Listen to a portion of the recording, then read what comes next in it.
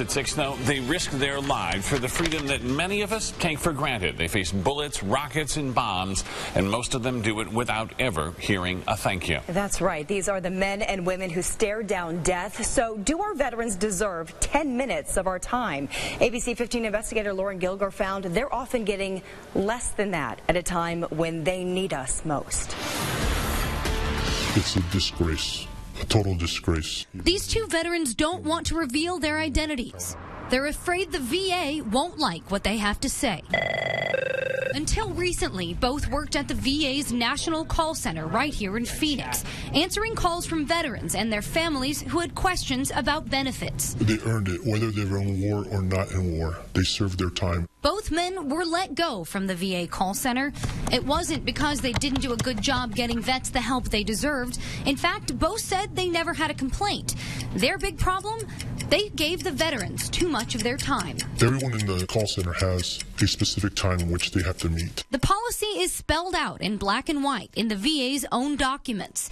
New call center employees are allowed just 9.5 minutes, a little over 2 minutes more if the call had to do with pensions. Higher level employees were expected to spend even less time on the phone. Were those generous times?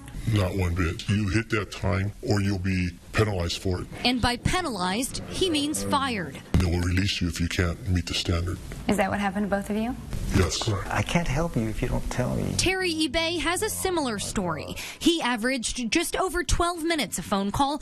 The extra 2.5 minutes earned him his walking papers. He decided to speak out. You hear somebody tell you, I served my country, and this is what I get. In all, we spoke with 4 former employees of the Phoenix call center. All of them said the same thing.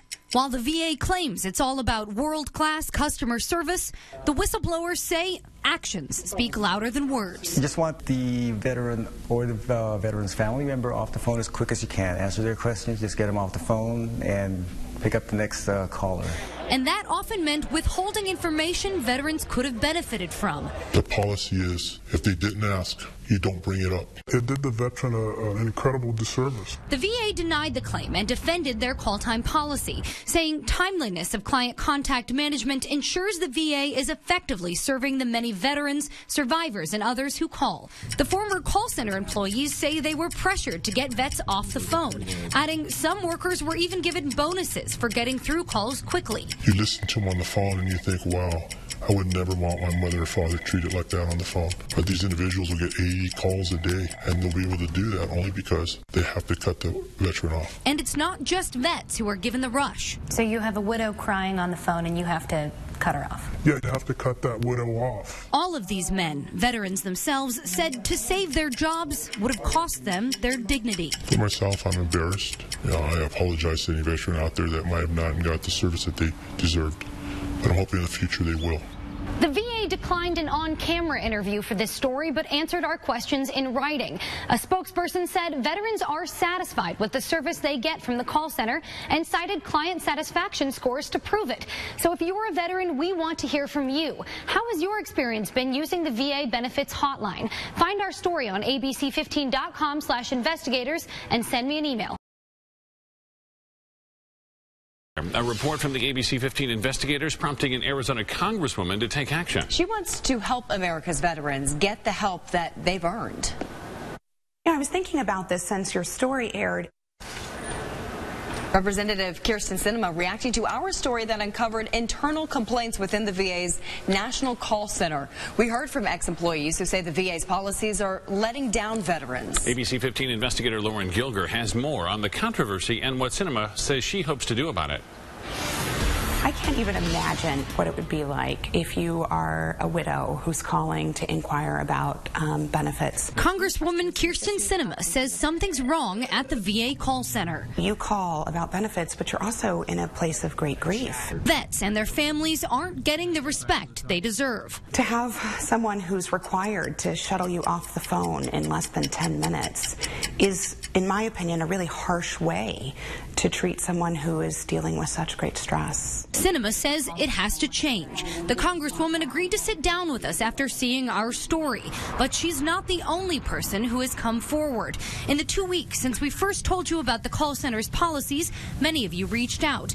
Most of you were shocked by the requirement that workers average less than 10 minutes on the phone with vets or their families when they call for help with their benefits. One person who wasn't surprised, Arlene Boyle. She recently retired from the VA after working at the call center for more than 5 years. During the whole time, I was always under pressure to cut my calls shorter. Like the 7 other former employees we've spoken with, she says she was pushed to get vets off the phone. She says she was often instructed not to offer up any extra help, even if it could have benefited the veteran on the other end of the line. Don't answer the questions unless they ask it.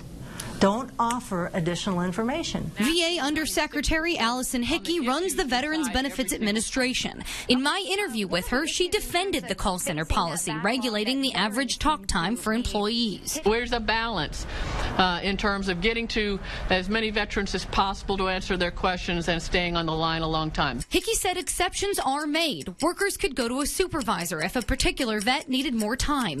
They don't count against them when those happen. We actually have heard from multiple veterans who have been fired from that call center for not meeting those call standard times. So I will say, Lauren, that I can't comment on the specific employees that you're speaking about. One call can throw off your whole month, then you're held accountable for that. Congresswoman Sinema says it's time to do better for our veterans. The message has to change. The VA needs to become an entity where they put veterans first. Sinema says her office hears about this issue from veterans all the time. Our message to them is that we are here and available to them, and we have no time limits on the work that we'll do for them. Sinema says she will request a sit-down with VA Secretary Robert McDonald when she gets back to Washington.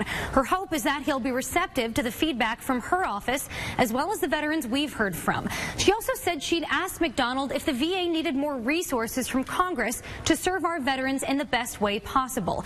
And she thinks this change at the call center is a good place to start.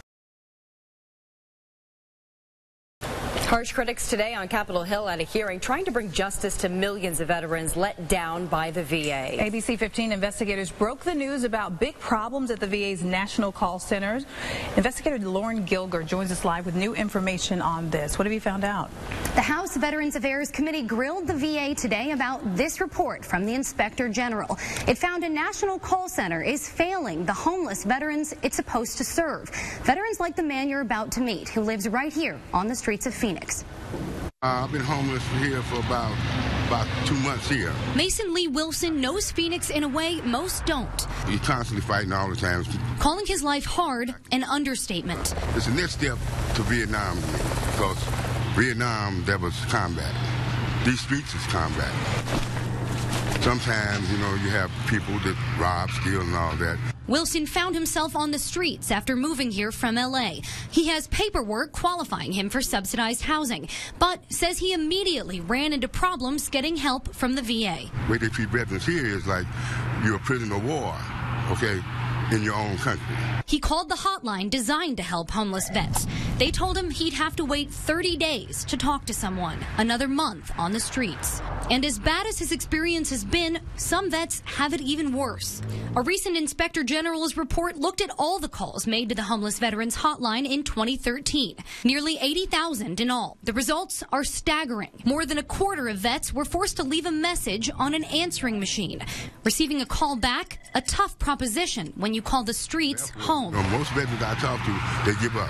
I look forward to hearing today how VA is correcting the serious deficiencies that the IG found. Today, ABC 15 was there when the House Committee on Veterans Affairs demanded answers from the VA. Setting up a 800 number doesn't fix anything if nobody answers the phone. The Inspector General found the call center missed more than 40,000 opportunities to help homeless vets. Our investigation last month found similar missed chances at the VA's national call center in Phoenix. On paper, they want us to treat the customer with respect. On paper? On paper.